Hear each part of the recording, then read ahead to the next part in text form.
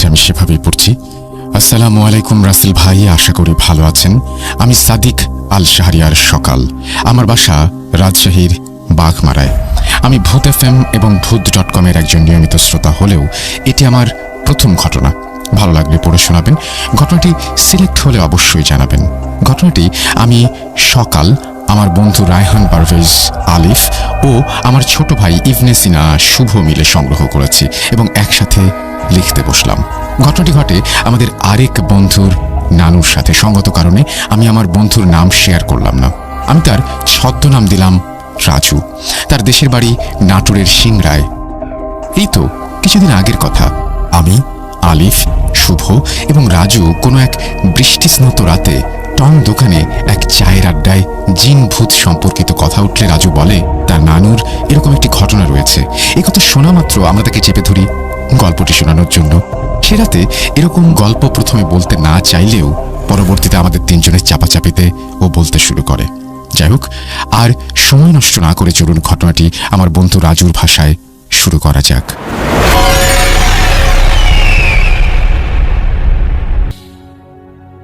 এই চিতাতে তোকেও চালাবো। নাজমুলের দিকে পুঁচে মাংস খসে হাড় বেরিয়ে যাওয়া আঙুল তুলে বৃদ্ধাটি বলে উঠল। এক মুহূর্তের জন্য যেন থমকে গেলাম সুন্দর জ্যোৎস্না রাত্রিতে। এক মুহূর্তের জন্য যেন বিভীষিকাময় কালো রাত্রিতে পরিণত হলো সেই জ্যোৎস্না স্নাত রাত। এরপর আমরা একে অপরের মুখ চাওয়াচাওয়ি করে একসাথে দিলাম দৌড়। কিছু দূর দৌড়ে যেতেই পেছনে নাজমুলের চিৎকার শুনে তাকিয়ে দেখি সেই বুড়িটা তার পা ধরে টেনে হিঁচড়ে তাকে চিতার দিকে নিয়ে যাচ্ছিল। আমিও কালাম পেছন ফিরে নাজমুলের দু হাত ধরে হ্যাচকা টান দিয়ে সেই বৃদ্ধের হাত থেকে ছাড়িয়ে নিয়ে দৌড়াতে থাকি। অনেক দৌড়ানোর পর হঠাৎ একটি কিছুর সাথে ধাক্কা লেগে আমি পড়ে গেলে ওরা দুজন আমাকে তুলতে পেছনে ফিরল এবং আমি পেছনে ঘুরে দেখি আমাদের চেয়ে কয়েক ফুট দূরে সেই বৃদ্ধা দাঁড়িয়ে তার জিভ বের করে আমাদের দিকে তাকিয়ে আছে। সে এক বিভৎস হাসি নাজমুলের দিকে তাকিয়ে নারী পুরুষ মিশ্রিত কণ্ঠে সে বলে উঠল, তোকে আমি বাঁচতে দেব না। এই বলে সে হাসতে থাকে। তার সেই গা হিম করা পৈশাচিক হাসি দেখে আমরা এতটাই ভয় পাই যে দিকবিদিক শূন্য হয়ে যে যার মতো এলো পাথারি দৌড়াতে শুরু করি। আমি কিছু দূর দৌড়ানোর পর পাশে তাকিয়ে দেখি কালাম, নাজমুল কেউ আমার সাথে নেই। তবু আমি না থেমে তাদের নাম ধরে জোরে জোরে ডাকতে ডাকতে দৌড়াতে থাকি। এভাবে কতক্ষণ দৌড়েছে জানি না। একসময় বিল পার হয়ে আমাদের গ্রামে প্রবেশ করে প্রথম বাড়ির সামনে গিয়ে জোরে একটা চিৎকার দিয়ে অজ্ঞান হয়ে যাই। যখন আমার জ্ঞান ফেরে আমি দেখি আমি আমার খাটে, আমার পাশে আমার আপনজনা দাঁড়িয়ে। আমি তাদের সব খুলে বললে তারা খোঁজ নিয়ে জানতে পারে কালাম, নাজমুল কেউ এখনো বাসায় ফেরেনি। সবাই মিলে সেই বিলে খুঁজতে গিয়ে দেখি সেই শ্মশান থেকে কিছুটা দূরে এক নালার ধারে কালাম অচেতন অবস্থায় পড়ে আছে। কিন্তু অনেক খোঁজাখুঁজির পরও নাজমুলকে আর খুঁজে পাওয়া যায়নি। এই বিভীষিকাময় ঘটনাটি আমাদের সাথে কেন ঘটেছিল জানি না, তবে ধারণা করি যে সেদিনের নাজমুলের লাথি দেওয়া বিড়ালটি হয়তো সেই ডাইনি বৃদ্ধার সন্তান ছিল, যে বিড়ালের রূপ নিয়ে আমাদের সামনে এসেছিল। জানি না নাজমুল বেঁচে আছে কিনা। আজও মাঝে মাঝে সেই বিভীষিকাময় রাত আমি স্বপ্নে দেখি। ছেলে হারিয়ে নাজমুলের মায়ের সেই আর্তনাদ আজও আমার কানে বাজে। এই বলে রাজুর নানু ঘটনাটি শেষ করলেন।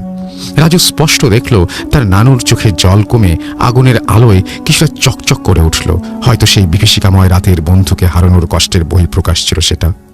ধন্যবাদ রাসেল ভাই ঘটনাটি পড়ে শোনানোর জন্য। সিলেক্ট হলে আরও কিছু ঘটনা সিলেক্ট করে পাঠাবো ইনশাল্লাহ। নাম সাদিক আল শাহরিয়ার সকাল, ঠিকানা ভবানীগঞ্জ বাগমারা রাজশাহী। নাম রায়হান পারভেজ আলিফ, ভবানীগঞ্জ বাগমারা রাজশাহী। ঘটনাটি বেশ অস্বাভাবিক, কিন্তু যেহেতু এই ঘটনাটি আপনি আপনার নানুর কাছ থেকে শুনেছেন, তিনি নিশ্চয়ই আপনাকে ভুল কথা বলবেন না, বা তিনি নিশ্চয়ই এমন কিছু বলবেন না যেটি ঘটেনি। আর সেই কারণেই পড়ে শোনালাম, কারণ পৃথিবীতে অনেক রহস্যময় ঘটনাই ঘটে। হয়তো এই ঘটনাটিও ঘটেছিল, কারণ একজন বয়স্ক মানুষের কাছ থেকে যে ঘটনাটি আপনি শুনেছেন সেই ঘটনা অবিশ্বাস করতে আসলেই কষ্ট হবার কথা। আমি পড়ে শোনালাম।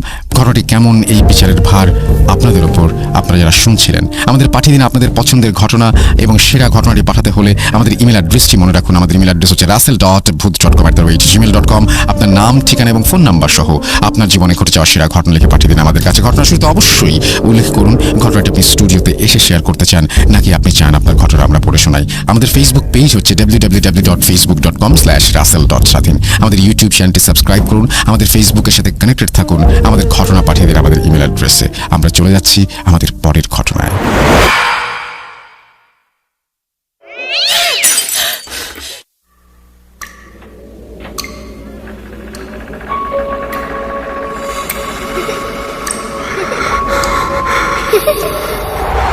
লুকোচুরি খেলবে? লুকোচুরি তুমি লুকাও, আমি ঠিকই তোমাকে খুঁজে পাবো।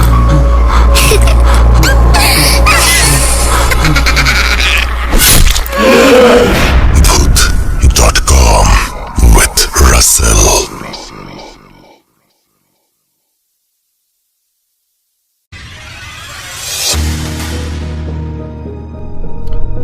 Welcome back. আশা করছি আপনারা সবাই ভালো আছেন এবং ভালোর দলে আছেন। আর আপনারা যারা কমেন্ট করছেন তাদেরকে অসংখ্য ধন্যবাদ কমেন্ট করার জন্য। আশা করছি আপনাদের ভালো লাগছে আমাদের আজকের এই এপিসোড।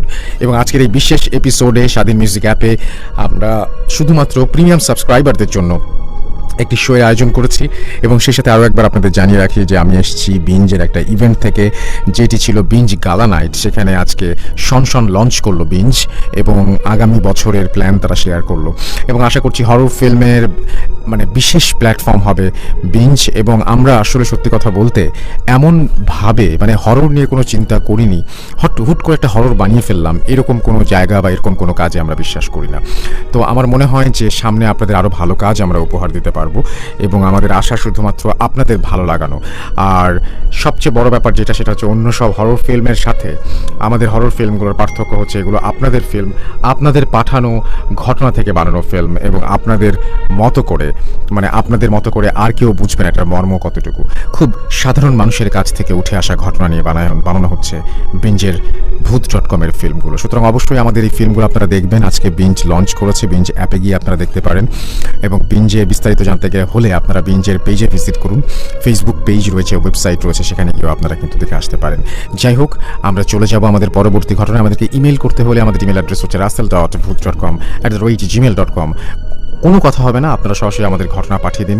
আমরা চলে যাব আমাদের পরবর্তী ঘটনায়।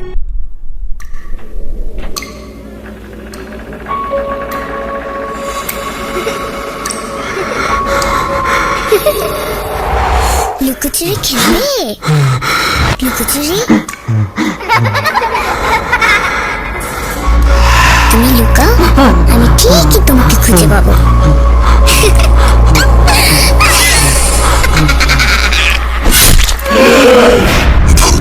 Voot.com with Russell. যেভাবে লেখা আছে আমি সেভাবেই শুরু করছি। আসসালামু আলাইকুম রাসেল ভাইয়া ও প্রিয় শ্রোতা বন্ধুরা, আশা করি সবাই আল্লাহর অশেষ রহমতে ভালো ও সুস্থ আছেন। আমি নাম প্রকাশে অনিচ্ছুক, লিখছি কক্সবাজার থেকে।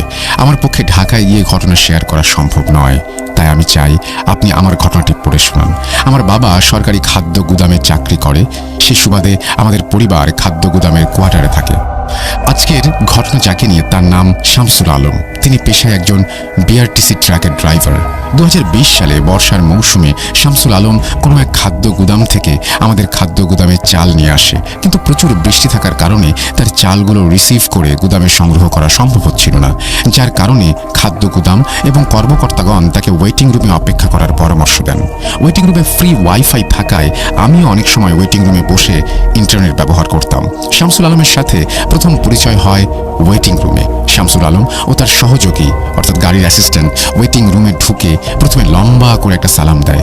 আমিও সালামের জবাব দিয়ে নিজের মতো ইন্টারনেট ব্যবহার করতে থাকি এবং শামসুল আলম ও তার সহযোগী অপেক্ষা করতে থাকে যে কখন বৃষ্টি কমবে। এভাবে কিছু সময় কেটে যাওয়ার পর লক্ষ্য করলাম যে কোনো কিছুর একটা অদ্ভুত আওয়াজ আমার কানে এসে লাগছে। মোবাইল থেকে চোখ তুলে দেখি শামসুল আলমের মুখ দিয়ে আওয়াজ আসছে এবং লক্ষ্য করলাম যে তিনি তার নিজের ঘাড় নিজেই চেপে ধরেছেন হাত দিয়ে। আমি তৎক্ষণাৎ গিয়ে তাকে হাত ধরে টান দেওয়ার পরপরই তিনি স্বাভাবিক হয়ে উঠতে শুরু করলেন। এর মধ্যে তার সহযোগীও টয়লেট থেকে বের হয়ে এসে এই অবস্থা দেখে বলল, কে ওস্তাদ আবার ধরছিল নাকি? শামসুল আলম তার সহযোগীকে চোখের ইশারায় বুঝিয়ে দেয়, হ্যাঁ।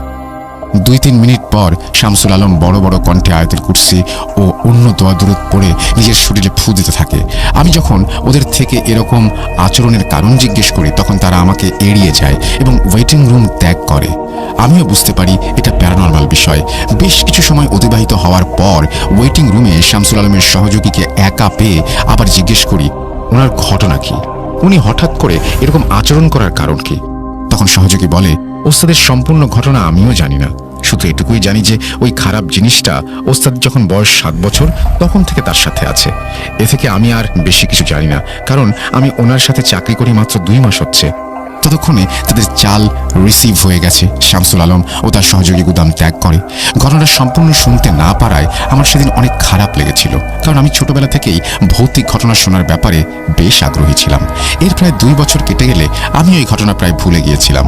কিন্তু কিছুদিন আগে রোজার সময় সেই শামসুল আলম আবার চাল নিয়ে আমাদের গুদামে আসে এবং তার সাথে আমার আবার দেখা হয়।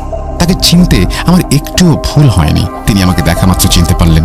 খেয়াল করলাম তিনি একা। তার সহযোগীর কথা জিজ্ঞেস করতে তিনি বললেন তার সহযোগীরা কেউ 5-6 মাসের বেশি সময় তার সাথে থাকতে পারে না। অনেকে তো আবার 1 সপ্তাহের মধ্যে চাকরি ছেড়ে চলে যায়। এসব কারণও ওয়েটিং রুমের ঘটনার ব্যাখ্যা জানতে চাইলে তিনি বললেন এইসব জেনে কি করবেন। আমি তখন তাকে অনেক জোরাজুরি করতে থাকি ও গুদামে চাল সংগ্রহের সহযোগিতার আশ্বাস দিলে তিনি ঘটনা বলতে রাজি হন। তিনি বললেন, আজকের তারাবির নামাজের পর আমি আমার গাড়িতে অপেক্ষা করব আপনার জন্য। আমিও তারাবির নামাজ পড়ে যথাসময় তার গাড়ির কাছে চলে যাই ও তাকে তার গাড়ির ভেতর আমার জন্য অপেক্ষারত অবস্থায় দেখি। আমি তার গাড়িতে উঠে বসি এবং তিনি ঘটনা বলতে শুরু করেন। লিসনারদের যেন ঘটনা বুঝতে সুবিধা হয় সেজন্য আমি শামসুল আলমের ভাষায় বলছি।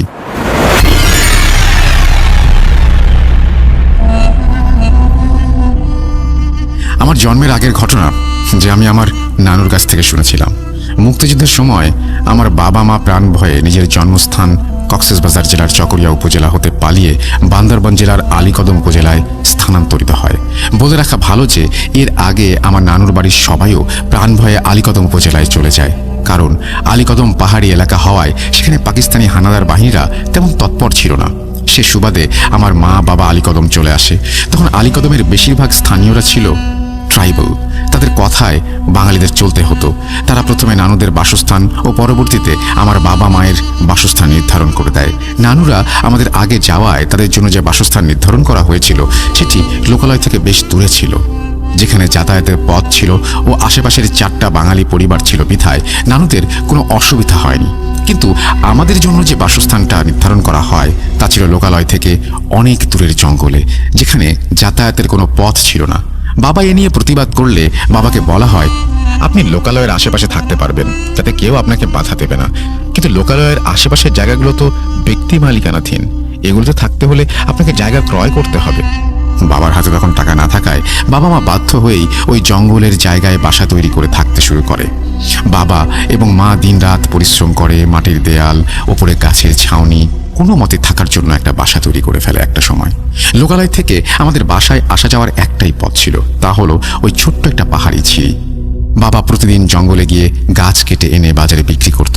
আমাদের বাড়ি থেকে কিছু দূরে একটা বড় লেক ছিল, বর্তমানে এটাকে অনেকে মায়া লেক নামে চিনে থাকবেন। মাঝে মধ্যে বাবা সে লেকে গিয়ে মাছ শিকার করত। আলীকদমে বাবা স্থানীয়দের সাথে ভালো সম্পর্ক গড়ে তোলে। গাছ কেটে ও মাছ শিকার করে ভালো রোজগার হওয়ায় বাবা আবার চকরিয়া চলে যাওয়ার সিদ্ধান্ত মাথায় নিয়ে আসে। সে ঘরে জন্মগ্রহণ করে আমার বড় ভাই, আমার মেজ বোন ও আমি। এভাবে আমাদের হাসি খুশি পরিবারের দিন চলতে থাকে। কিন্তু এই খুশি বেশি দিন স্থায়ী হয়নি আমাদের কপালে। আমার বয়স তখন 5 বছর, আমার মেজ বোনের বয়স তখন 7 বছর ও আমার বড় ভাইয়ের বয়স 8 বছর এবং সাল হলো 1980। বাসা থেকে লোকালয়ে আসা যাওয়া করার জন্য যে ঝিরির পথ আমরা ব্যবহার করতাম সে পথে ছিল একটা বিশাল ঝাড়াইল গাছ। ওইখানকার স্থানীয়দের কাছে বাবা শুনেছিল যে সেই গাছে বসবাস করত এক ভয়ঙ্কর জিনের পরিবার, কিন্তু বাবা মা কোনোদিনই সেরকম কিছুই দেখেনি। এমনকি বাবা রাতে সেই ঝিরি দিয়ে বাসায় যাওয়ার সময় আসার সময় সেই গাছে কোনোদিন অস্বাভাবিক কিছু লক্ষ্য করেনি। তাই বাবা আদিবাসীদের কথায় তেমন কোনো গুরুত্ব দেননি। এভাবে কোনো একদিন বিকেলে বাড়ি থেকে বাজারে যাওয়ার পথে প্রাকৃতিক ডাকে সাড়া দেওয়ার জন্য বাবা চাপ অনুভব করে। বাবা কোনো চিন্তা না করে সেই ঝাড়াইল গাছের কাছে যায়। ঠিক তখনই এক পুরুষ গাছটির থেকে বের হয়ে এসে তাকে বাধা দেয় এবং সেখান থেকে চলে যেতে বলে। কিন্তু ততক্ষণে বাবা সেখানে বসে পড়েছিল প্রায়। লোকটি এবার তার সামনে আসে। বাবা লক্ষ্য করলেন তিনি এর আগে সেই লোকটিকে কোনো দিন এই এলাকায় দেখেননি। লোকটি বাবাকে বলতে লাগলো, আমি তোমাকে এখানে বসতে নিষেধ করেছিলাম, তুমি কোনোদিন কাউকে বলবে না, বললে তোমার অনেক বড় ক্ষতি হবে। এই বলে লোকটা এক লাফে গাছটির উপরে চলে যায় এবং বাবা তাকে আর খুঁজে পায় না। এটি দেখে বাবা খুব ভয় পেয়ে গেল ও বাজারে না গিয়ে বাড়ি চলে গেল। বাড়ি গিয়ে বাবার শরীরে প্রচন্ড জ্বর জ্বর চলে আসে। মা কি হয়েছে জানতে চাইলে বাবা তাকে কিছুই বলেনি। কিন্তু রাত হতেই বাবার শরীর আরও খারাপ হতে শুরু করে। মায়ের জোড়াজুড়িতে বাবা তার কাছে হার মানে। মাকে বিকেলে ঘটে যাওয়া সব ঘটনা খুলে বলে। মা তখন বাবাকে অনেক বকাবকি করতে থাকে এবং বলে, তুমি কেন এটা আমাকে বললে না? আগে বললে তোমার শ্বশুরকে এতক্ষণে ডেকে এনে আমি কিছুটা ঝাড়ফুঁক করাতে পারতাম। বলে রাখা ভালো, বাবার শ্বশুর অর্থাৎ আমার নানু কিছুটা কবিরাজি চিকিৎসা জানতো। রাত বেশি হয়ে যাওয়ায় মা চিন্তা করলো নানুকে কালকে সকালে ডেকে নিয়ে আসবে। কিন্তু সে রাতে আমাদের জন্য কি অপেক্ষা করছিল তা আমাদের কারোরই জানা ছিল না। আমার যদিও সে রাতের ঘটনা সম্পূর্ণ মনে নেই। পরবর্তীতে বড় হওয়ার পর পুনরায় নানুর কাছে বিস্তারিত শুনেছিলাম। সে রাতে আমরা সবাই ঘুমিয়ে পড়ার পর গভীর রাতে আমার মায়ের ঘুম ভেঙে যায় চিৎকার চেঁচামেচিতে। মা লক্ষ্য করলো বাবা এমন সব ভাষায় কথা বলছে যা আগে কখনো তিনি শোনেননি। বাবা অনবরত চিৎকার চেঁচামেচি করে যাচ্ছিল, মুখ দিয়ে কি যেন সব বলছিল যা মায়ের একেবারেই বোধগম্য নয়। কিছুক্ষণ পর মা লক্ষ্য করলো বাবা একদম শান্ত হয়ে গেছে। মা বাবার কাছে যেতেই বলতে লাগলো, আমাকে নিয়ে যেতে এসেছে, আমার হাতে আর বেশি সময় নেই। কিছুক্ষণ পর মা বুঝতে পারলো যে আমাদের বাড়ির আশেপাশের পরিবেশ একদম নির্জন হয়ে উঠেছে। যেখানে ঝিঝি পোকা জোনাকি পোকার আওয়াজে মনোমুগ্ধকর হয়ে উঠত চারপাশ, সেখানে এমন নিস্তব্ধ পরিবেশ। মায়ের শরীর ভারী হয়ে উঠল।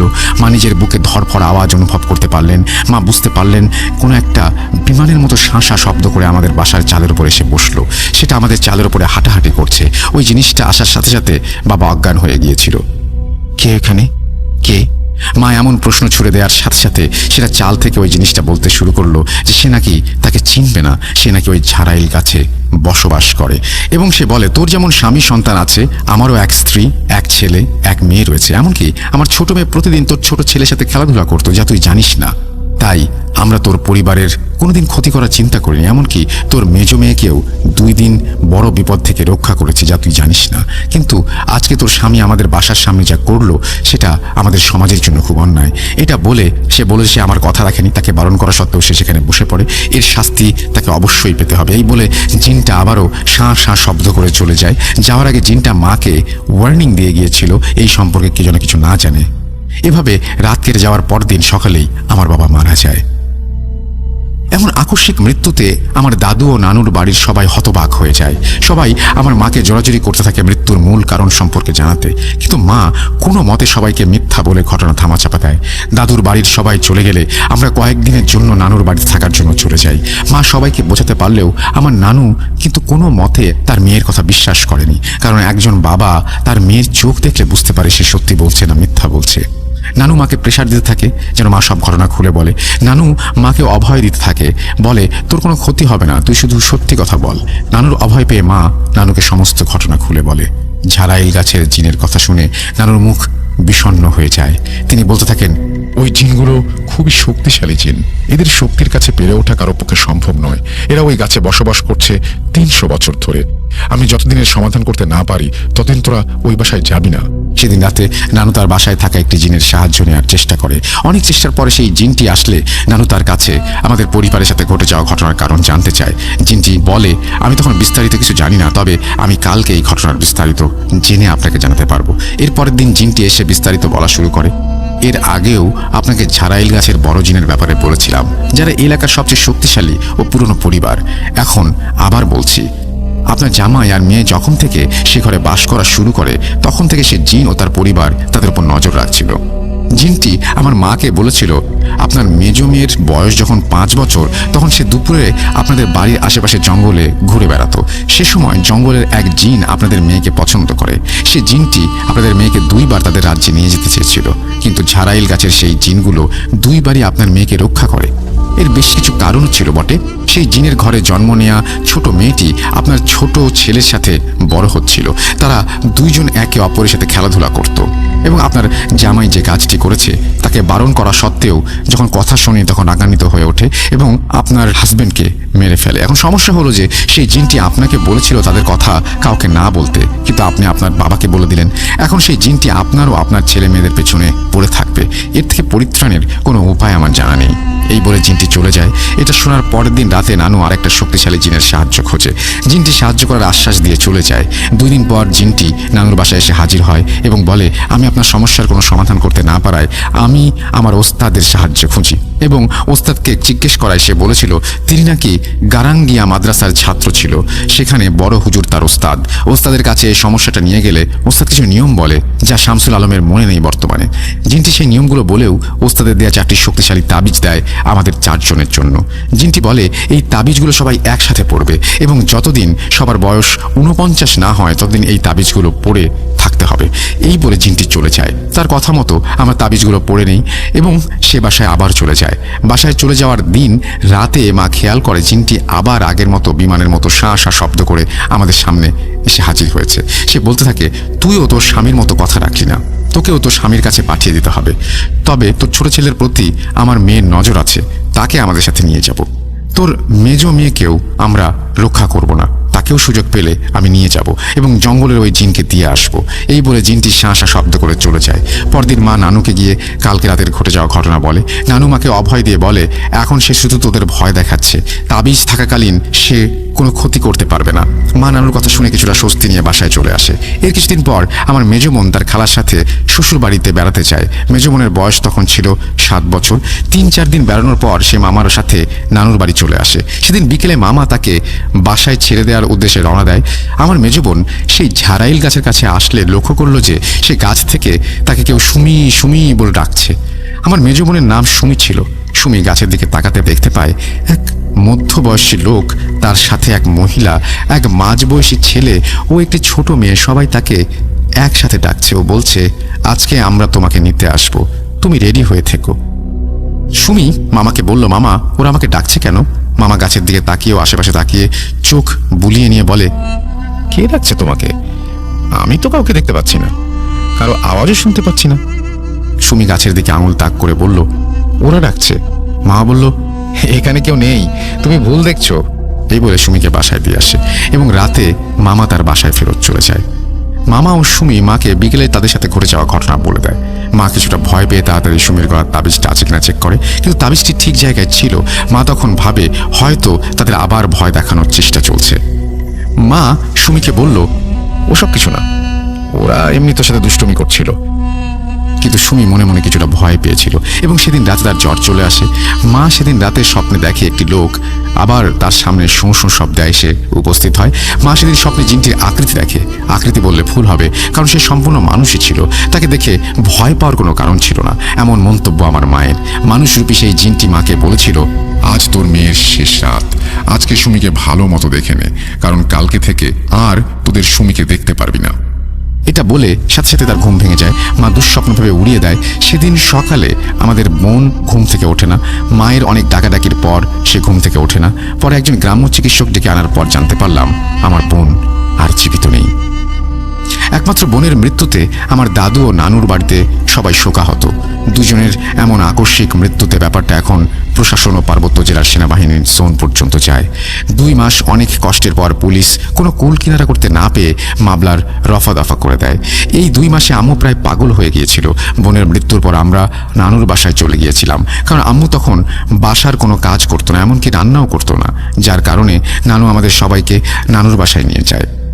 নানু সুমির সাথে ঝাড়াইল গাছে নিয়ে ঘটে যাওয়া ঘটনা মামার কাছে শুনেছিল, তাই নানু সিদ্ধান্ত নেয় তিনি আবার তার বন্ধু জিনের সাহায্য নেবে, যিনি তাবিজ ও নিয়ম শিখিয়ে দিয়েছিলেন।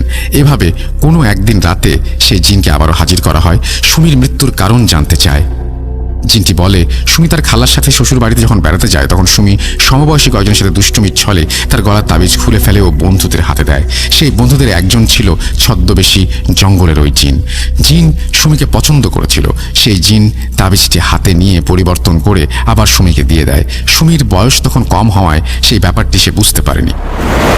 আচ্ছা, এইখানে গল্প এই ঘটনা পড়তে পড়তেই আমার একটা প্রশ্ন আছে আপনার কাছে। সেটি হচ্ছে, জিন যদি ছদ্মবেশী হয়ে থাকে, বাচ্চা যখন খেলছিল, তাবিজ থাকলে জিন কাছে আসতে পারবে না, তাহলে জিন তাবিজটা নিল কিভাবে? এই প্রশ্নের উত্তর আপনি অবশ্যই কমেন্ট সেকশনে দিয়ে দিবেন। তার গলায় তো তাবিজই ছিল, সুতরাং তাবিজটি খুলে নিতে পারলো কিভাবে? কারণ তাবিজই তার রক্ষা কবচ। তারপরে আবার সেই তাবিজ পরিবর্তন করে দিল কিভাবে? এটা আমার বুঝতে একটু সমস্যা হয়েছে। যাই হোক, আমি আবারও পড়ে যাচ্ছি। পরবর্তীতে জঙ্গলের জিন ও ঝাড়াইল গাছের জিন সুমির ক্ষতি করে তাকে মেরে ফেলে। জিনটি আরও বলে, আপনাদের যে 4টি তাবিজ দিয়েছিলাম তা ছিল শক্তিশালী পারিবারিক বন্ধন তাবিজ। এখন একটি তাবিজ হারিয়ে যাওয়ায় বাকি 3টি তাবিজের শক্তিও কমে গেছে। উপায় হিসেবে নানুকে বলে, আপনার মেয়েকে হয়তো তারা ছাড়বে না। আপনার নাতিদের যদি বাঁচাতে চান তাহলে তারা যেন আর কোনোদিন এই ঘরে না যায়। এই বলে জিনটি সালাম দিয়ে চলে যায়। জিনটির কথা মতো আমাকে আমার বড় ভাইকে নানু চকরিয়ায় আমার দাদুর বাড়ি পাঠিয়ে দেয়। ওইখানে 1 বছর কেটে যাওয়ার পর বড় ভাই ফুপা ফুপুর সাথে পাকিস্তান চলে যায়। এভাবে আরও 1 বছর কেটে যাওয়ার পর খবর আসে আমার মা দুনিয়ায় নেই। তিনিও আমার বাবা বোনের মতো এই দুনিয়ার মায়া ত্যাগ করে চলে গেছেন। আমার বয়স তখন 7 বছর। আমার বয়স কম হয় আমি তখন এইসব বিষয় সম্পর্কে অবুঝ ছিলাম। আম্মুকে দেখতে গিয়ে আমি শুধু কান্না করেছিলাম, এটুকুই আমার মনে আছে। দাদু আম্মুর মৃত্যুর কারণ জানতে চাইলে নানু বলতে শুরু করে, শামসুল আলম ও তার বড় ভাই যাওয়ার পর মিনুকে আমরা সৈয়দ নামে একজনের সাথে বিয়ে দিয়ে দিই। মিনু আমার মায়ের নাম। সৈয়দ ছিল একজন দিনমজুর, তার থাকার কোনো জায়গা ছিল না, তাই আমি জঙ্গলের ওই বাসায় মিনু আর সৈয়দের থাকার ব্যবস্থা করে দিই। এভাবে তাদের দিন চলতে থাকে। কয়েক মাস কেটে যাওয়ার পর ঝাড়াইল গাছের জিনগুলো আবার মিনুকে জ্বালাতন করতে থাকে। সে জিনগুলো নাকি প্রতিদিন স্বপ্নে এসে মিনুকে নানা রকম হুমকি দিত। সৈয়দ ও মিনু ওই বাসায় কোরআন তেলাওয়াত করলে তারা লক্ষ্য করতো কে ঘাড় ধরে তাদের চেপে ধরে আছে। সুন্দর মতো নামাজ পড়তে পারতো না, নামাজে দাঁড়ালে কে যেন ধাক্কা দিয়ে ফেলে দিত। এইসব যন্ত্রণা সহ্য করতে না পেরে তারা ওই বাসা ছেড়ে দেওয়ার সিদ্ধান্ত নেয়। তারা জঙ্গলের আরেক জায়গায় আগের মতো আরেকটা ঘর তৈরি করে ওইখানে থাকতে শুরু করে। আমিও তাদের কিছু দোয়া দুরুদ শিখিয়ে দিই, কিন্তু ওই জিনগুলো তাদের সাথে ওইখানে রেহাই দেয়নি। ওই বাসায় তারা অত্যাচার শুরু করে এবং তারা শরীর সবসময় বন্ধ করে রাখতে হতো। এভাবে চলতে চলতে তারা এই ব্যাপারটির সঙ্গে খাপ খাইয়ে নেয়। কিন্তু কিছুদিন আগে বর্ষার সময় মিনু পানি আনার জন্য বাসার নিচে যায়। বলে রাখা ভালো যে ওই বাসাটা কিছুটা পাহাড়ের ওপরে ছিল, পানি আনতে পাহাড়ের নিচে যেতে হতো। তখন মিনু পা পিছলে ওপর থেকে নিচে পড়ে যায়। নিচে পড়ে যাওয়ার সময় মিনু খেয়াল করেছিল তার তাবিজটা একটা খুঁটির সাথে আটকে আছে, ওইখানে গেঁথে আছে। পিছিল পাহাড় বেয়ে পড়ায় মিনু তেমন কোনো আঘাত লাগেনি, কিন্তু মিনু তাবিজ খোঁজার জন্য ওই স্থানে গিয়ে দেখে তাবিজ নেই। এতে মিনু কিছুটা ভয় পায় এবং সে আগের মতো ভয় পেত না, যার কারণে সে এটাকে তেমন গুরুত্ব দেয়নি।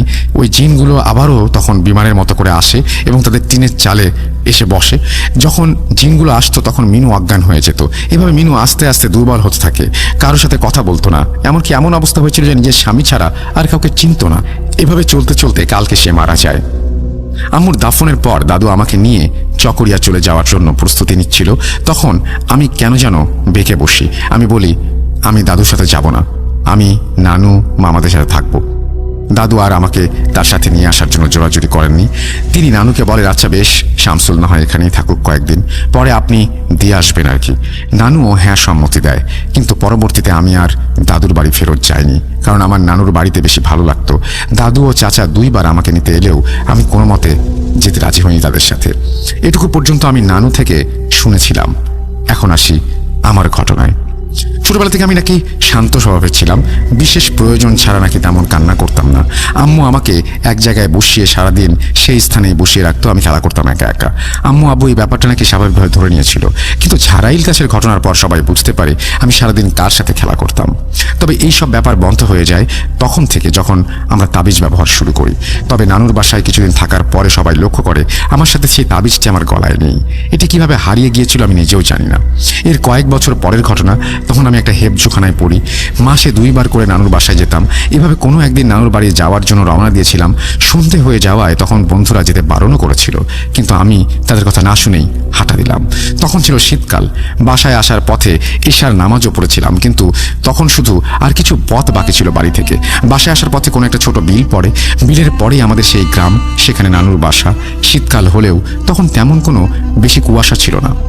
বিলের কাছে আসতেই একটা জিনিস লক্ষ্য করলাম। একটা বড় সাদা ধবধবে কি জিনিস যেন আসমান থেকে বিলে নামছে। সেটা কাগজ ছিল নাকি শাড়ি তা আমি ভালোভাবে খেয়াল করিনি। সেই সাদা জিনিসটা বিশাল ছিল, এত বিশাল যে তা শুধু নিচের অংশটি আমি দেখতে পাচ্ছিলাম। ওপরের অংশটা এত অসীম ছিল যে আমি শুধু তাকিয়েছিলাম, কিন্তু ওপরের অংশটা দেখা যাচ্ছিল না। মনে হচ্ছে ওই সাদা জিনিসটির শুরু আছে শেষ আসমানে। কিন্তু দেখতে দেখতে সেই জিনিসটি মাটিতে পড়ে গেল এবং ছোট একটা বিড়ালের রূপ নিল। বিড়ালটি এত সুন্দর ছিল যে আমি আপনাকে বুঝিয়ে বলতে পারবো না। সেই বিড়ালটি বিলের মধ্যে একটা পাওয়ারফুল এনার্জি লাইটের মতো আলো হয়ে চলছিল। কিন্তু কিছু সময় পর লক্ষ্য করলাম বিড়ালটি আস্তে আস্তে হালকা কুয়াশার মধ্যে মিলিয়ে গেল। এতক্ষণ আমি যে ব্যাপারটি উপভোগ করছিলাম, বিড়ালটি চলে যাওয়ার পর সেই ব্যাপারটি আমি আর উপভোগ করতে পারলাম না। ব্যাপারটি আমার মনে ভয়ের জন্ম দেয়। আমি এক দৌড়ে বাসার সামনে এসে নানু বলে চিৎকার দিয়ে অজ্ঞান হয়ে যাই। পরের দিন যখন আমার জ্ঞান আসে তখন আমি বাসার সবাই আমার দিকে তাকিয়ে আছে দেখি, এবং সবাই অপেক্ষা করছিল যে কখন আমার জ্ঞান আসবে। জ্ঞান আসার পর আমি নানুকে সবকিছু খুলে বলি। নানু আর কোনোদিন রাতে বাসায় না আসার জন্য বারণ করে দেয়। এর কয়েক বছর পরের ঘটনা। আমার বয়স তখন 14 কি 15। আমি তখন হেফজোখানায় পড়তাম। ছুটিতে বাড়ি গিয়েছিলাম। কোনো একদিন বাজার থেকে বাড়ি আসার পথে ওই বিলের কাছে এসে দেখি এক অপরূপ সুন্দরী মেয়ে আমার সাথে তাল মিলিয়ে হাঁটছে। তাকে দেখে আমার মনে হচ্ছিল যেন আমি অনেক বছর ধরে তাকে চিনি, কিন্তু মনে করতে পারছি না তাকে কোথায় দেখেছি। সে আমাকে দেখে বলল, কেমন আছেন? আমি তো হতবাক। আমি বললাম, আমি ভালো আছি, কিন্তু আপনাকে তো আমি চিনতে পারলাম না। তিনি বললেন, আমি আপনাকে চিনি, আপনার মামা নানুদেরও চিনি। আমি আপনার নানুর বাড়ির পর যে গ্রাম আছে সেখানে বসবাস করি। ততক্ষণে বাড়ি চলে আসায় আমি তার থেকে আলাদা হয়ে গেলাম। এর কয়েকদিন পর তার সাথে আমার আবার দেখা হলো। এবার আমি সাহস করে তার নাম জিজ্ঞেস করি। তিনি বললেন তার নাম কারিমা। আমার গ্রামের পরের গ্রামে জঙ্গলের দিকে তার ঘর। ঘরে কে কে আছে জিজ্ঞেস করলে সে বলে, আমার বাবা, মা, বড় ভাই ও আমি। তার সম্পর্কে আরো জানতে চাইলে সে বলে, বাবা দিনমজুরি করে, বাবার সাথে তার বড় ভাইও দিনমজুরি করে। সে আর তার মা ঘরের কাজ করে। আস্তে আস্তে তার সাথে আমার যোগাযোগ বেড়ে গেল। তাকে কেন জানি আমার খুব পছন্দ হচ্ছিল। তার জন্য আমি হেফজোখানা পর্যন্ত ছেড়ে দিয়েছিলাম। নানু ও মামাদের আদরের ছিলাম, তাই কেউ কিছু বলেনি। অনেক সময় হয় না এমন যে আপনি অনেক বছর যাবৎ কাউকে চিনতেন, কিন্তু হঠাৎ করে তাকে হারিয়ে ফেললেন, কিন্তু বর্তমানে সে আপনার সাথে আছে। 15 বছর আমার বয়স হলেও সেই অনুভূতি আমার ভেতরে কাজ করছিল। এভাবে তার সাথে আমার সম্পর্ক গড়ে ওঠে। আমরা প্রতিদিন বিকেলে সেই মাঠে দেখা করতাম। সে আমার চোখের সামনে না থাকলেও আমার এরকম অনুভব হতো যে সবসময় আমার সাথে আছে। আমি তাকে আমার নানুর বাড়িতে নিয়ে যেতে চেয়েছিলাম অনেকবার, কিন্তু সে কোনোদিন রাজি হয়নি। এমনকি আমি তার বাড়িতে যেতে চাইলেও সে আমাকে নিয়ে যেতে চায়নি। কিন্তু আমাদের প্রতিদিন দেখা হতো। এভাবে কোনো একদিন তার সাথে আমি দেখা করতে গিয়েছিলাম, তার সাথে কথা বলছিলাম, কিন্তু হঠাৎ করে আমার মামির সামনে পড়ে গেলাম। মামি পানি আনতে যাচ্ছিল চিরির দিকে। মামি আমাকে দেখে বলল, কিরে শামসুল, তুমি বাতাসের সাথে কেন কথা বলছিলা? আমি বললাম, আমি বাতাসের সাথে কেন কথা বলবো, আমি কারিমার সাথে কথা বলছিলাম। মামি বলল, কে সে? আমি তো আশেপাশে কাউকে দেখতে পাচ্ছি না। আমি পাশে দেখাতে দেখি আসলেই আমার পাশে কেউ নেই। কারিমা হয়তো মামিকে দেখে ভয় পেয়েছে, তাই লুকিয়ে পড়েছিল। কারণ বিলের আশেপাশে অনেক ঝোপঝাড় ছিল, তাই হয়তো কোথাও লুকিয়ে পড়েছিল। আমি তখন মামিকে বললাম, ও কিছু না, আমি এমনি তোমার সাথে মজা করছি মামি। মামিকে বুঝ দেওয়ার পর মামি চলে গেল। আমি কারিমাকে খুঁজতে থাকি। কিছুক্ষণ পর সে হঠাৎ করে আমার সামনে এসে হাজির হয়। বললাম, তুমি কোথায় গিয়েছিলে? সে বলল, তোমার মামিকে দেখে আমি সরে গিয়েছিলাম। আমি বললাম, ও আচ্ছা, ভালো করেছো। মামি তোমাকে দেখলে আবার নানু আর মামাদের বলে দিত তোমার সম্পর্কে। কিন্তু হঠাৎ করে আমার একটা বিষয় খটকা লাগলো। মামি কেন বলছিল আমি বাতাসের সাথে কথা বলছি? আর আমার যতটুকু মনে আছে, মামি যেদিক দিয়ে এসেছিল আমাদের দুজনকে মামির একসাথে দেখতে পারার কথা। কারিমা যদি ঝোপঝাড়ে লুকিয়েও পড়তো, তাও সেই বিষয়টি মামি লক্ষ্য করত, কারণ বিলের আশেপাশে কোথাও এত বড় গাছ ছিল না যে ওইখানে কারিমা হঠাৎ করে লুকিয়ে পড়বে। এসব প্রশ্ন যখন আমার মাথায় ঘুরপাক খাচ্ছিল, তখন কারিমা আবার আমার সাথে এসে আমাকে অন্য মনস্ক করে দেয়। এর কিছুদিন পরের ঘটনা। প্রতিদিনের মতো সেদিনও আমি তার সাথে গিয়ে কথা বলছিলাম। সে কথা চলে হঠাৎ বলল, মনে আছে সেই রাতের কথা যখন তুমি এই বিলের মধ্যে অপরূপ সুন্দর একটা বিড়াল দেখেছিলে? আমি তো হতবাক। বললাম, তুমি কি করে জানলে এই ঘটনা? নানু, মামা আর আমি ছাড়া তো এই ঘটনা কেউ জানে না। তখন সে বলল, সেই বিড়ালটি আমিই ছিলাম। সে আরো বলল, আমি তোমাকে অনেক দিন ধরে এই কথাটি বলবো বলে চিন্তা করছিলাম। আসলে আমি মানুষ নই, আমি হলাম একটা জিন। এই সব শোনার পর আমি কিছুক্ষণ ঘোরের মধ্যে চলে গেলাম, কিন্তু আমি তার সাথে স্বাভাবিক আচরণ করতে থাকি। মনে মনে ভয় পেলেও আমি তাকে বুঝতে দেইনি। তার প্রতি মোহ আমার মধ্যে তৈরি হয়েছিল এবং আমি সেটা জানি। এত সব শোনার পর আমি তাকে আগের মতো আগলে নিয়েছিলাম। তার সাথে তখনও দেখা করতাম। তাকে বলতাম, জিনেরা কি সবসময় প্রতিশোধ পরায়ণ হয়? সামান্য ঘটনার জন্য আমার মা, বাবা সবার জীবন কেড়ে নিয়েছিল, আমার বোনের জীবন কেড়ে নিয়েছিল। তখন সে বলছিল, সব মানুষ যেমন একরকম নয়, ঠিক তেমনি সব জিনেরাও একরকম নয়। মানুষের মধ্যে যেমন ভালো খারাপ আছে, তেমনি জিনদের মধ্যেও ভালো খারাপ আছে। আগে আমরা শুধু বিকেলের সময় দেখা করতাম, কিন্তু আস্তে আস্তে তাকে আমি দিনের বেশিরভাগ সময় আমার আশেপাশে লক্ষ্য করতাম। তাকে আমি ছাড়া কেউ দেখতো না। এমন কোনো রাত যেত না যে রাতে আমি তার সাথে আড্ডা না দিয়ে ঘুমোতে যেতাম। সেদিন পর নানু আবার আমার অস্বাভাবিক আচরণ লক্ষ্য করে, কিন্তু কোনো এক জায়গা থেকে জানতে পারেন আমি নাকি প্রতিদিন বিকেলবেলায় বিলের একপাশে গিয়ে বসি এবং নিজে নিজে কথা বলি। নানু আমার উপর নজর রাখতে শুরু করে এবং খেয়াল করে আমি প্রতিদিন একজনের সাথে কথা বলি। সেদিন তিনি আমাকে নিয়ে সিলেট চলে আসার জন্য রওনা দিলেন। আমি তখনও কিছু জানি না যে নানু আমাকে সিলেটে কেন নিয়ে এসেছেন। নানু আমাকে তার এক বন্ধুর সাথে দেখা করালেন। সেই বন্ধু ছিল একজন মাদ্রাসার শিক্ষক। নানু ও তার বন্ধু একে অপরের সাথে আলাপ আলোচনা করে নানু তার বন্ধুকে আমার ঘটনা সম্পূর্ণ খুলে বলে। নানুর মুখে কারিমার কথা শুনে আমি তো হতবাক হয়ে গিয়েছিলাম। আমি নানুকে বললাম, কারিমা আমাদের কোনো ক্ষতি করে নাই, কেন তুমি কারিমাকে আমাদের জন্য বিপজ্জনক বলছো? তখন সেই হুজুর বলল, কারিমা তোমাকে তার মোহ আবদ্ধ করে রেখেছে, কিন্তু আজকে রাতে তার ফয়সালা হবে। তুমি আজকে কারিমার আসল উদ্দেশ্য সম্পর্কে জানতে পারবে। রাতে নানু ও হুজুর আসন বসায়। সেই হুজুরে ছিল দুটি শক্তিশালী জিন। আমার নানুর সাথেও ছিল সেই জিন আপনারা যা আগে জেনেছেন। তারা 4 জন জিন মিলে কারিমাকে বন্দি করতে আসে। অনেক সময় পেরিয়ে যাওয়ার পর তারা সবাই খালি হাতে ফেরত আসে এবং বলে কারিমাকে বন্দি করে নিয়ে আসা তাদের পক্ষে সম্ভব নয়, কারণ কারিমা মা বাবা ভাই বোন অত্যন্ত শক্তিশালী জিন, তাদের সাথে পেরে ওঠাটা আমাদের কারো পক্ষে সম্ভব নয়। এই বলে জিনগুলো চলে যায়। পরের দিন রাতে সেই হুজুর আবার আসে। সেই রাতে নানু ও সেই হুজুর অনেক কষ্টে কারিমাকে হাজির করতে সক্ষম হয়। হুজুর কারিমাকে বলেছিল, কেন তুমি এই ছেলের পিছনে পড়ে আছো? সে তোমার কি ক্ষতি করেছে? কারিমা বলল, আমি তার পেছনে পড়ে নাই, তার সাথে আমি ছোট কাল থেকে আছি, আমরা একসাথে বড় হয়েছি। হুজুর বলল, তোরা তো সামান্য ভুলের জন্য তোর বাবা মা বোনকে মেরে ফেলেছিলি।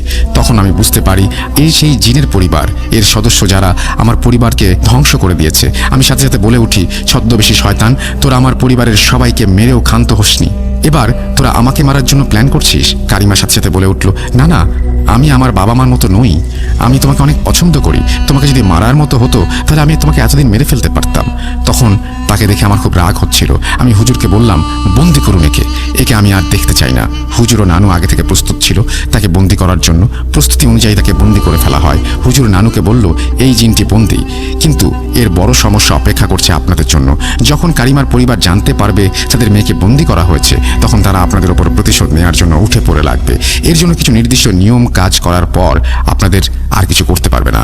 হুজুর সবার জন্য একটি করে তাবিজ দিয়েছিল এবং বলেছিল, আপনি বাসায় যাওয়ার পর আগামী 41 দিন পর্যন্ত বাসায় যেন গরুর মাংস রান্না না করা হয়। আর কিছু নিয়ম কানুন নানুকে বলে দিয়েছিল যা আমার মনে নেই। নানু সেই নিয়মগুলো পালন করে ও আমাদের বিপদ থেকে আমরা রেহাই পাই। এই ঘটনার অনেক বছর কেটে যায়। এর মধ্যে আমি বিয়ে করি, জ্ঞান বিদ্যা না থাকায় গাড়ির ড্রাইভার হিসেবে কর্মজীবন শুরু করি। অনেক কষ্টের পর বিআরটিসি সরকারি ড্রাইভার হিসেবে যোগ দেই। সব কিছু ঠিকঠাক চলছিল, কিন্তু 2015 সালের থেকে আমি আস্তে আস্তে বদলাতে শুরু করি। আমি স্বপ্নে আবারও কারিমাকে দেখতে থাকি। সে আমাকে হুঙ্কার দিয়ে বলতো, আমি তো তোর কোনো ক্ষতি করিনি, আমার মা বাবার করা শাস্তি কেন আমাকে পেতে হলো? সে আবার হুমকি দিত, বলতো, আমি তোকে ছাড়বো না। আমার সাথে থাকা আমার হেল্পাররা অদ্ভুত ঘটনার সাক্ষী হতো। আমি নাকি তাদের সামান্য ভুলের জন্য মারধর পর্যন্ত করতাম। মাঝে মধ্যে মহিলা কণ্ঠে বলতাম, আমার আশেপাশে যেন তাদের না দেখি। এর মধ্যে আমি একবার চাল নিয়ে সিলেট গিয়েছিলাম। তখন আমার গাড়ির হেল্পার ছিল একজন সিলেটি। সে আমাকে নিয়ে একটি মাজারে গিয়ে তার এক পরিচিত খাদেমের সাথে পরিচয় করিয়ে দেয়। সেই খাদেমকে আমার ঘটনা বলার পর উনি বলে, আজ রাতে তোমরা দুইজনে একসাথে থাকবে, আমি দেখি কি করা যায়। রাতে তিনি আমাদের একটা রুমে থাকতে দেন এবং রাত 12টা দেখে খাদেম সাহেব আমাকে তার সাথে তার পাশের আরেকটা রুমে নিয়ে গিয়ে কিছু রিচুয়াল করেন।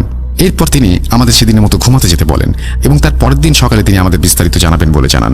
সেদিন সকালে তিনি বলেন, কারিমা নামের জিনটি ভালো ছিল, সে আপনার কোনো ক্ষতি করতো না, কিন্তু আপনার নানু ও ওই হুজুর তাকে বন্দি করে ফেলেছিল। ওই জিনটি অনেক শক্তিশালী জিন, সে নিজের ইচ্ছায় বন্দী হয়েছিল কারণ আপনি কারিমার দিক থেকে মুখ ফিরিয়ে নিয়েছিলেন। অন্যথায় আপনার নানু কিংবা ওই হুজুর কারোরই ক্ষমতা ছিল না কারিমা নামক জিনটিকে বন্দী করার।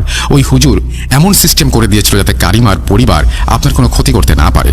অনেক বছর আগে আপনার নানু মারা গিয়েছে, কিন্তু কিছুদিন আগে ওই হুজুরও মারা যাওয়ায় কারিমা নামক জিনটি তার বন্দী দশা থেকে মুক্তি পায়। অনেক বছর বন্দী থাকায় সে আপনার প্রতি ক্ষিপ্ত হয়ে ওঠে, কিন্তু এতে ভয় পাওয়ার কোনো কারণ নেই। মারা যাওয়ার আগে ওই হুজুর এমন ব্যবস্থা করে গিয়েছিল যে ওই জিনটি মুক্তি পাবার পর আপনার বা আপনার পরিবারের কোনো ক্ষতি করতে পারবে না। কিন্তু জিনটি প্রচুর শক্তিশালী হওয়ায় সে এখন কিছু ক্ষতি করার চেষ্টা করছে। তবে চিন্তার কোনো কারণ নেই, এর সমাধান আমি আপনাকে দিয়ে দিব। তিনি কে তাবিজ দিয়েছিলেন যেটা এখন আমি ব্যবহার করি। তিনি বিশেষ কিছু নিয়মও বলেন। তিনি আমাকে কয়েকটা আয়াত শিখিয়ে দিয়েছিলেন আর বললেন, আপনি 5 ওয়াক্ত নামাজ পড়বেন, সবসময় পাক পবিত্র থাকবেন এবং এই দোয়াগুলো পড়ে সবসময় শরীর বন্ধ রাখবেন। ইনশাআল্লাহ আপনার কোনো ক্ষতি হবে না। সেই থেকে আমার তেমন কোনো সমস্যা হতো না। তবে মাঝে মধ্যে যদি পাক পবিত্র না থাকি বা দোয়াগুলো পড়তে ভুলে যাই, তখন জিনটি আমার ওপর আসর করতে পারে। তবে এখন আগের মতো আর ভয় লাগে না। গাড়ির হেল্পাররা তার সাথে বেশি দিন থাকতে না পারার কারণ জিজ্ঞেস করলে তিনি বলেন, যারা তার গাড়ির হেল্পার হয়ে আসে তারা নাকি জিনকে স্বপ্নে দেখে ও জিনকে তাদের সাথে আকার ইঙ্গিতে বুঝিয়ে অনেক কিছু বুঝায়। 2-3 জন হেল্পার নাকি ওই জিনকে সরাসরি দেখেছিল, তাই তারা থাকতে চায় না আমার সাথে, আমি একাই গাড়ি চালাই। পাকিস্তান গিয়ে ফুপাপু দুজনই গাড়ি অ্যাক্সিডেন্টে মারা যায়। এরপর বড় ভাই ইউরোপে চলে গিয়েছিল। বড় ভাই সম্পর্কে এইটুকুই জানি। এই বলে শামসুল আলম তার ঘটনা ঘটনা শেষ করেন। আজকে ঘটনা এতটুকুই। অনাকাঙ্ক্ষিত বানান ভুলের জন্য ক্ষমা প্রার্থী। ভূত.com এটি ছিল আমার প্রথম ঘটনা। আশা করি লিসেনারদের ঘটনাটি পছন্দ হয়েছে। সবাইকে অগ্রিম ঈদের শুভেচ্ছা, ঈদ মুবারক, আসসালামু আলাইকুম। ঈদের সময় পাঠানো ঘটনা, এই জন্যই আমি সেই ঘটনাটি এতদিন পরে পড়ে শোনালাম, কারণ এটা কিউএ ছিল। থ্যাংক ইউ ভেরি মাচ এই ঘটনাটি পাঠানোর জন্য। আমরা আশা করছি যে এই ঘটনাটি আপনাদের ভালো লেগেছে। আমাদের ইমেল করুন, পাঠিয়ে দিন আপনাদের ঘটনা russell.booth.com@gmail.com এই অ্যাড্রেসে। যেভাবে লেখা আছে, আমি রাত তখন কয়টা খেয়াল নেই, তবে আন্দাজ গভীর রাত্রি তো বটেই। এমন সময় হঠাৎই জানালার বাইরে মচমচ করে শুকনো পাতার ওপর কারোর হাঁটার শব্দ ও গর্জন শুনে গীতা চমকে ওঠে। তন্দ্রাটা কেটে যায়। দেখে অখিলেশ তাদের বাচ্চাদের পাশে শুয়ে পড়েছে। প্রথমটা সে ভেবেছিল হয়তো কোনো শেয়াল বা কুকুর হবে। যা গরম পড়েছে, আসানসোলের শুষ্ক এলাকা, গরম পড়াটা স্বাভাবিক। গীতা হাই তুলতে তুলতে বিছানা ছেড়ে উঠে সবে কলসি থেকে জল গড়িয়ে খাবে, ঠিক সেই সময় সে আবারও মচমচ শব্দ ও গর্জন শুনতে পায়। এবারে গীতা বুঝতে পারে পরিচিত কণ্ঠের গর্জনটি কার। ভয়ে গীতার হাত পা শিথিল হয়ে আসে। জানালায় কঙ্কনার বিভৎস ভয়ঙ্কর রূপ দেখে আতঙ্কে গ্লাসটা হাত থেকে খসে পড়ে। মেঝেতে ঢং ঢং করে শব্দ হওয়ায় অখিলেশের ঘুম ভেঙে যায়। বিরক্তির স্বরে সে উহ বলে জেগে উঠে। জানালায় কঙ্কনার ওরকম ভয়ঙ্কর অস্বাভাবিক রূপ দেখে চিৎকার করে ওঠে। অখিলেশের চিৎকারে গীতার হুঁশ ফেরে। কিছু বলার আগেই দেখে কঙ্কনা রূপে পিশাচটা জানালা ভেদ করে উড়ে এসে বাচ্চাদের মাথার সামনে দাঁড়ায়। অপ্রত্যাশিত আতঙ্কে গীতা ও অখিলেশের মুখ খোলাকে খোলাই থেকে যায়। শরীর বরফের মতো জমে গিয়েছিল। তারা কি করবে কিছু বুঝে ওঠার আগেই দেখে কঙ্কনা এলোমেলো ছাড়া চুলে আচমকায় গোঁ গোঁ করে কিছু একটা অস্পষ্ট মন্ত্র আওড়াতে শুরু করে, এবং মন্ত্র আওড়ানোর সাথে সাথেই একটি অদ্ভুত ঘটনা ঘটে। মানে কি বলবো, আমি যখন ঘটনা শুনছিলাম, শোনার সময় বারবার শিউরে উঠছিলাম। সবকিছু যেন চোখের সামনে ছবির মতো ভেসে উঠছিল। মন্ত্রের শব্দে বাচ্চা তিনটে ঘুমন্ত অবস্থায় শটান দাঁড়িয়ে পড়ে, মানে একদম জড় পদার্থের মতো। মেঝেতে শুয়েছিল তারা। ওঠার সময় শরীরে স্বাভাবিক মুভমেন্ট তো হবে, কিন্তু না, একেবারে কাঠের গুড়ির মতো শটার দাঁড়িয়ে পড়ে। কঙ্কনার তালে তাল মিলিয়ে মাথা দোলাতে থাকে। বলতে গিয়ে আমার গায়ে কাঁটা দিচ্ছে। মাথা দোলাতে দোলাতে বাচ্চাগুলোর আত্মা প্রায় শরীর ছেড়ে কঙ্কনার বসেই চলে যাচ্ছিল। ঠিক সেই সময় একটা চমৎকার ঘটনা ঘটে। ঘরের বাইরে কেউ বলো বজরঙ্গী বলি কি জয় বলে জয়ধ্বনি দিতে দিতে হেঁটে চলে গেল। পবনপুত্র হনুমানজির নাম শুনে মনের অজান্তেই ভক্তি ভরে অখিলেশ ও গীতা তারাও জয়ধ্বনি দিয়ে ওঠে। আর সঙ্গে সঙ্গে তাদের জড়তা কেটে যায়। কোথায় কঙ্কনা?